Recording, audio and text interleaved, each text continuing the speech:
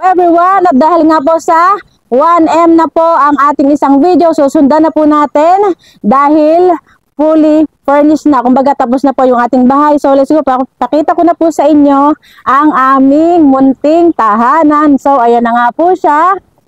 Tapos na. So yung hagdan ay meron na din na pintura, kaya pasok po tayo dahil pakikita ko po sa inyo ang konting pahapyaw ng loob na aming bahay. So ayan na po. So ito po is bali ito po ay nakagastos dito sa bahay namin ng worth mga 6 million plus. Okay?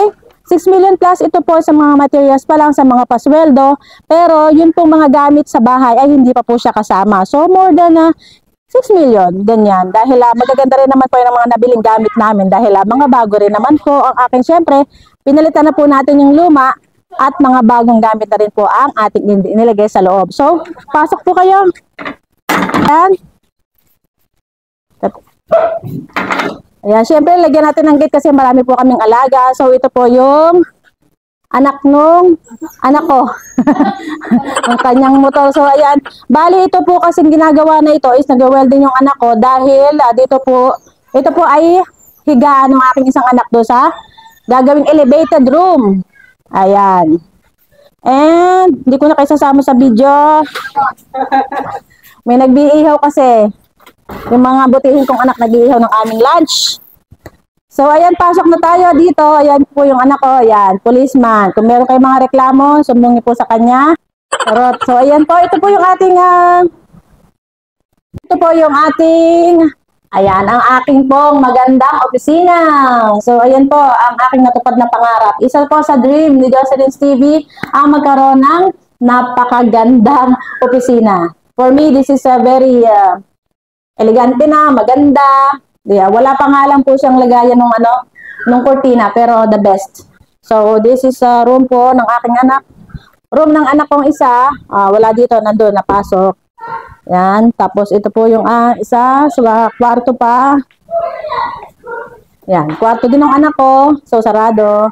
Kasi tulog pa. Yung kusina namin, ito po medyo malaki. So, nagluluto pa kasi makalat lang siya. Kami po ay walang ginawa kundi kumain. CR, room. And then, so, ito po, CR din ng, kwarto ng anak ko. And kwarto ng anak ko, CR nila. And finally, ito po yung aming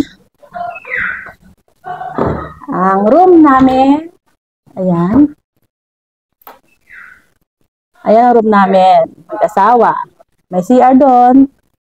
May laptop, ganyan. Pag nagutom, may pagkain kami. So, ito ang aming veranda.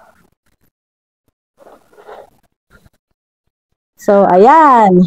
Ito na po ang aking tinatawag na natupad na pangarap. So, kung gusto niyo po na magkaroon din ng ganito, ay konting tiyaga lang po sa paghahanap buhay, ipon-ipon. Huwag na muna kayong maglakwatsa. Kumbaga ay unahin po muna ninyo yung inyong mga gusto sa buhay na matupad. So, ayan lang po. And, thank you.